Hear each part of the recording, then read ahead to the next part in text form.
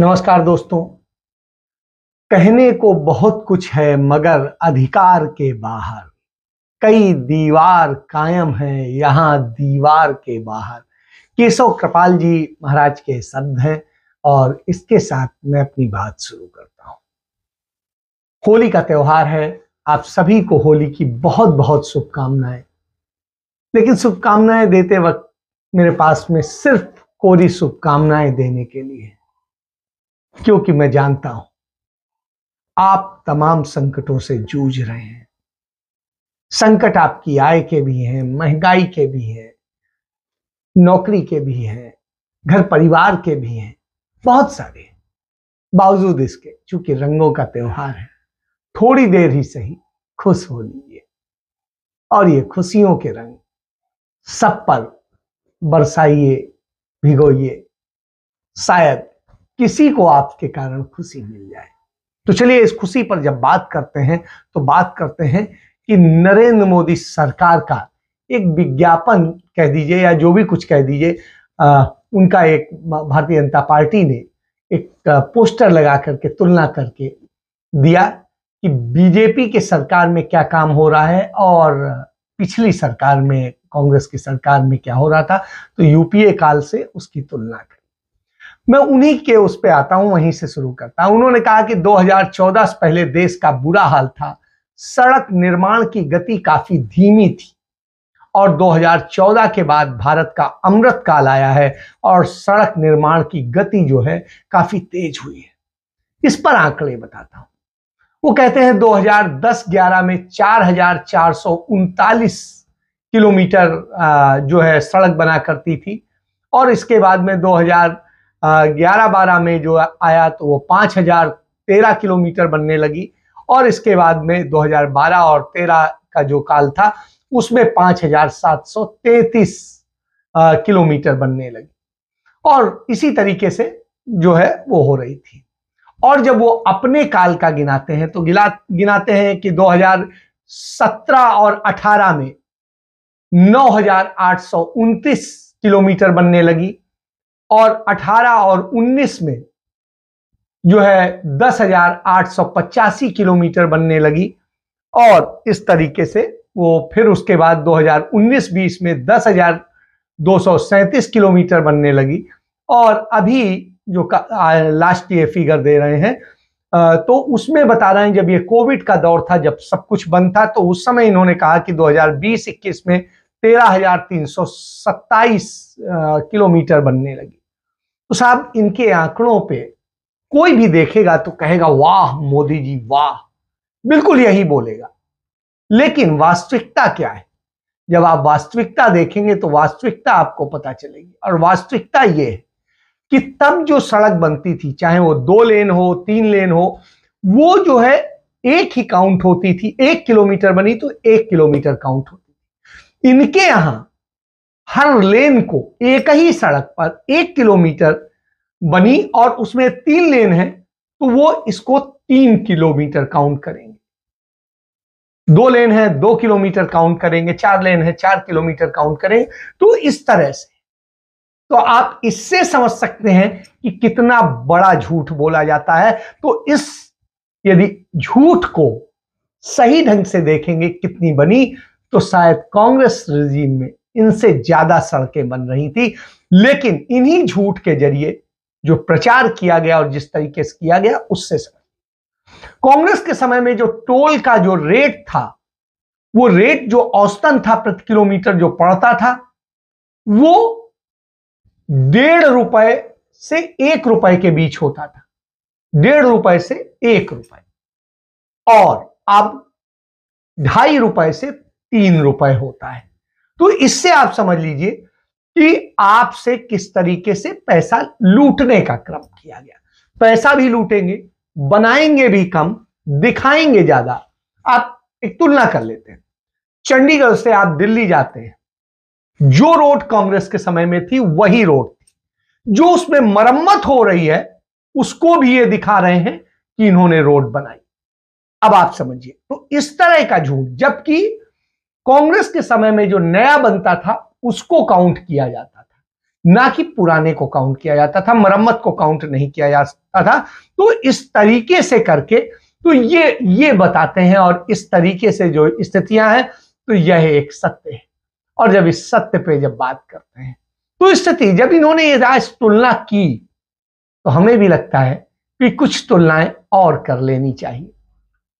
तुलना क्या करनी चाहिए कि कांग्रेस के समय में सड़क इनसे ज्यादा बन रही थी, यानी 2 गुना या 3 गुना इस स्पीड से बन रही थी जो इनका है। तो यदि उनका राउंड फिगर में ले लेते हैं 5000 किलोमीटर बन रही थी, तो 5 मतलब 15,000 किलोमीटर बन रही थी। तो आप यह समझ सकते हैं। तो और इनके समय में जब ये एक लेन को अलग अलग काउंट करते हैं, तब भी जो मैक्सिमम पहुंचते हैं वो 13.5% भी नहीं पहुंच पाते हैं। और ये उस दौर में है जब सारे काम खाली थे, सड़क बनाने का ही काम चल रहा था, उस दौर की है। वैसे तो ये 10,000 किलोमीटर का इनका जो है के अंदर का औसत है, इससे ऊपर नहीं। और 10,000 किलोमीटर जो है वो कई लेन मिला के है, मरम्मत मिला के। लेकिन कांग्रेस के समय में ओरिजिनल रोड बन रही थी। तो यह आप समझ सकते हैं। तो यह एक सत्य है। चलिए छोड़िए इसकी बात कर लेते हैं। निर्मला सीतारमण जो हमारी वित्त मंत्री हैं, वो जाती हैं सब्जी की दुकान में, एक सब्जी खरीदती हैं और आके कहती हैं, वाह कोई महंगाई नहीं है, बाजार में तो महंगाई है ही नहीं। इनके तमाम मंत्री, तमाम जो है सांसद यही तरह की बातें करते हैं। हमें भी लगता है कि हां बिल्कुल सही कह रहे होंगे, निश्चित रूप से महंगाई नहीं होगी। लेकिन जब हम बात कर लेते हैं और ज्यादा पुरानी बात नहीं करते, एक उदाहरण दे देता हूं आपको 2014 का, कि 2014 में मेरे अपने घर में जो दूध आता था वो 35 रुपए प्रति लीटर आता था, अच्छा दूध जो घर में देने आता था। और आज वही शख्स मुझसे 70 रुपए प्रति लीटर लेता है दूध के। आप कल्पना करिए। उससे जब कहते हैं, वो कहता है सर अब मन करता है ये काम छोड़ दें क्योंकि बड़ा नुकसान हो रहा है। इसके बाद भी नुकसान हो रहा है। 35 का देता था, 70 का दे रहा है और कह रहा है नुकसान हो रहा है। चलिए इसके बाद में आपको एक और उदाहरण बता देते हैं, ज्यादा पुराना नहीं जाते हैं, एक ही 2 साल का बता देते हैं। आप देखिए खाद्य सामग्रियों में ही ले लीजिए, छोटे छोटे चीजें। सोयाबीन का जो तेल है वो 100 रुपए से 110 रुपए में मिल रहा था। कब? पिछले साल 21-22 में। और अब जब आप 22-23 के सेशन में बात कर रहे हैं, तो मैं आज ही की बात कर लेता हूं। तो आज वो 145 से 150 रुपए में मिल रहा है। आप कल्पना कर लीजिए। इसके बाद सरसों का तेल जो 120 रुपए प्रति लीटर मिलता था, वो आज 180 से लेकर के 200 रुपए लीटर मिल रहा है। इसके बाद में अरहर की दाल को याद कर लीजिए। अरहर की दाल 2 साल पहले जो है, 1 साल पहले जो है वो मिल रही थी 95 रुपए किलो, वो आज हो गई है 140 रुपए किलो। ये आप समझिए। इसके बाद देसी घी की बात कर लीजिए। देसी घी जो था वो 550 रुपए किलो मिल रहा था। गोवर्धन का ही डिब्बे की बात कर लेता हूं जो गुजरात से आता है, 550 रुपए का मिल रहा था और आज वो 700 से ऊपर है। आप बताइए। इसके बाद में चीनी की बात कर लीजिए। 35 रुपए थी, आज 45 रुपए से ऊपर है। तो यह तो एक सामान्य सी चीजें जो आपको जरूरत है। पिछले साल के खोवा की ही बात कर लेते हैं क्योंकि आपको गुजिया भी बनानी है। तो पिछले साल खोया हमें मिला था 400 रुपए में और इस बार मिल रहा है 550 रुपए में। अब आप समझ लीजिए कि इस तरीके से हर साल यदि इतना बढ़ा, यानी 150 रुपए बढ़ गया, कल्पना करिए। इसके बाद में आप क्या कहेंगे? तो ये स्थिति है।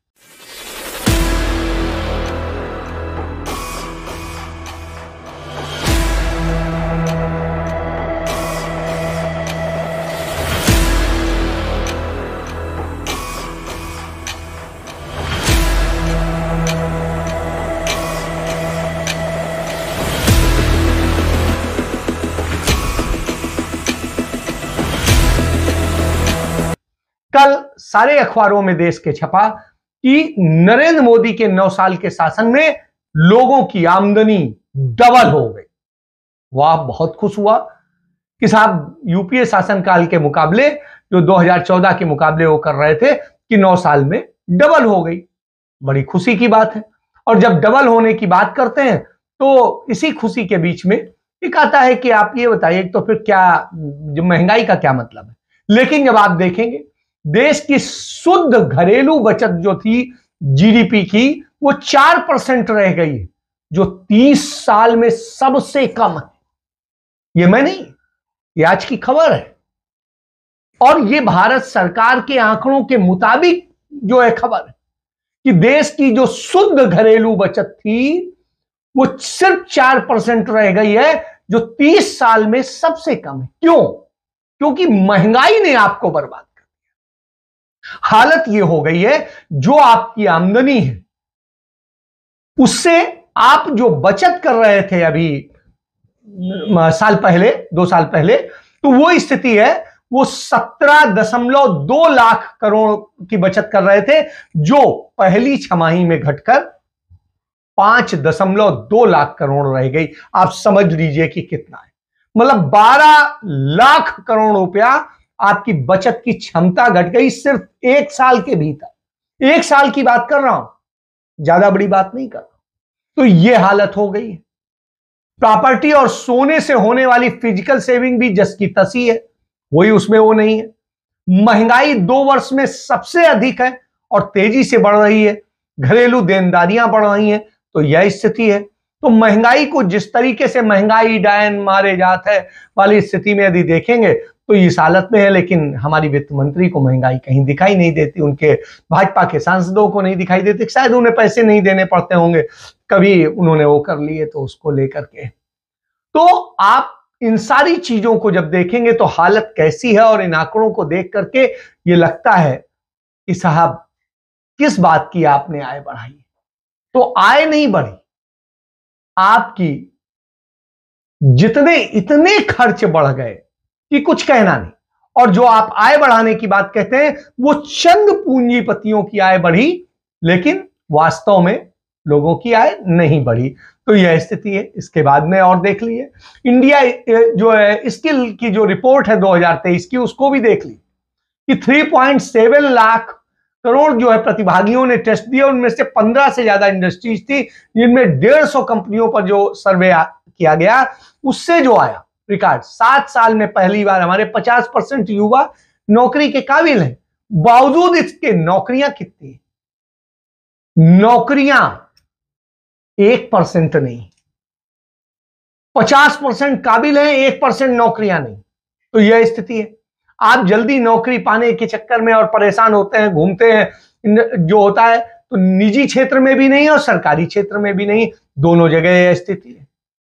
प्रधानमंत्री बनने के समय नरेंद्र मोदी ने कहा था, उनके घोषणा पत्र में था कि हर साल 2 करोड़ लोगों को रोजगार देंगे, और स्थिति क्या हुई? उन्होंने 2 लाख लोगों को भी रोजगार नहीं दिया, करोड़ की बात तो छोड़ दी। तो यह स्थिति है। इसके बाद में जॉब की योग्यता के मुताबिक जो है यूपी में सबसे ज्यादा है आगे, लेकिन भर्तियों के लिए जगह नहीं है। तो महाराष्ट्र जो है इंडस्ट्रियल राज्य है, वहां पर कुछ हो रहा है, हायरिंग हो रही, कुछ और हो रहा है। तो इस तरह के ये आंकड़े हैं। तो नौकरी भी नहीं, काम भी नहीं और आमदनी भी नहीं। उसके बाद सरकार का दाव है कि साहब देखिए कितना वो बढ़ रहा है और क्या हो रहा है। इन सारी चीजों को समझने की जरूरत है। और इनमें महंगाई की स्थिति और आय की स्थिति की तुलना कर लीजिए। 2014 से अभी 2022-23 में तुलना करते हैं, तो जो आमदनी है और वो है, उसको लेकर के जब बात करेंगे तो आपको समझ में आएगा कि किस तरीके की स्थितियां हैं। और इन स्थितियों में आपको पता चलेगा कि जो महंगाई के मुकाबले जो आमदनी है, आय है, वो सिर्फ 35% बढ़ी है।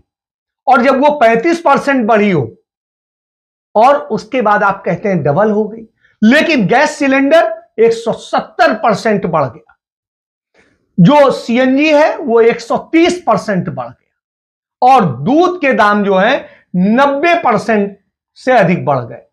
और इसके बाद आटे के दाम 82 से 85% बढ़ गए। तो यह स्थिति है। इसके बाद आप कहते हैं साहब बड़ा अच्छा है, बहुत अच्छी है। तो साहब ना आमदनी के मुकाबले कुछ बढ़ा और ना कुछ बढ़ा, और जो बढ़ने की चीज चाहिए वो कुछ हो नहीं रही है। तो इस तरह से, और पर कैपिटा इनकम की जो आप बात कहते हैं, जो आपने कल बड़ा बड़ा अखबारों में छपवाया, तो आप साहब उसका भी सच जान लीजिए। 2004 में भारत के प्रति व्यक्ति आय जो थी, जब अटल बिहारी वाजपेयी सरकार से कांग्रेस सरकार ने, मनमोहन सिंह सरकार ने टेक ओवर किया था, तब 24,143 रुपए आमदनी होती थी प्रति व्यक्ति आय। और जब 2014 में कांग्रेस पार्टी ने सरकार छोड़ी है, तो वो 46,647 रुपए की जो है आमदनी रही। तो यार 24,000 से 86,000 हो गए। आप देखिए, तो जो बढ़ोतरी हुई वो 259% हुई, 259%। और आप मोदी के 9 साल के शासन में देख लीजिए, 2014 का जो आपको बता ही चुका हूं कि 86,647 रुपए प्रति व्यक्ति आए थी, और वो बढ़ के अब कहा जा रहा है 2022-23 के जो सेशन में कि 1,72,000 जो है हो गई, रुपए हो गई। तो इसकी जो बढ़ोतरी की पूरी वो है, वो परसेंटेज क्या है, वो 98.5% है, यानी 98.5% ही सिर्फ बढ़ी, और उस समय 259% बढ़ी।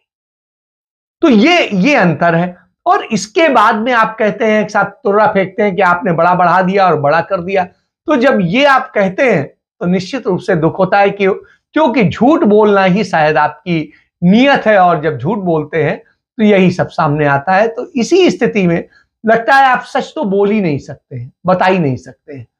तो यह स्थिति है कि जब आप ये बताते हैं कि आमदनी बढ़ गई, ये बढ़ गया, तो ये सब झूठ पर आपका टिका हुआ, और झूठ की राजनीति करते हैं। इसीलिए आपको कभी राहुल गांधी नहीं अच्छे लगते हैं, उनकी बातें नहीं अच्छी लगती, जो बाहर जाते हैं तो उस पर आपको चिढ़न होती है। तो जब ये स्थितियां होती हैं तो निश्चित रूप से लगता है कि आप कौन सी राजनीति कर रहे हैं और कहां कर रहे हैं, क्योंकि आप चीन को साधने की कोशिश करते हैं।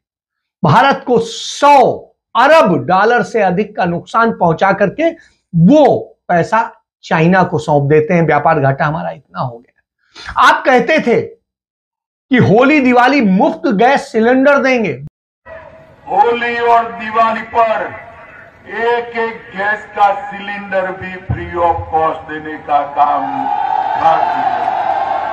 मुफ्त तो आपने नहीं दिया, बढ़ा जरूर दिया।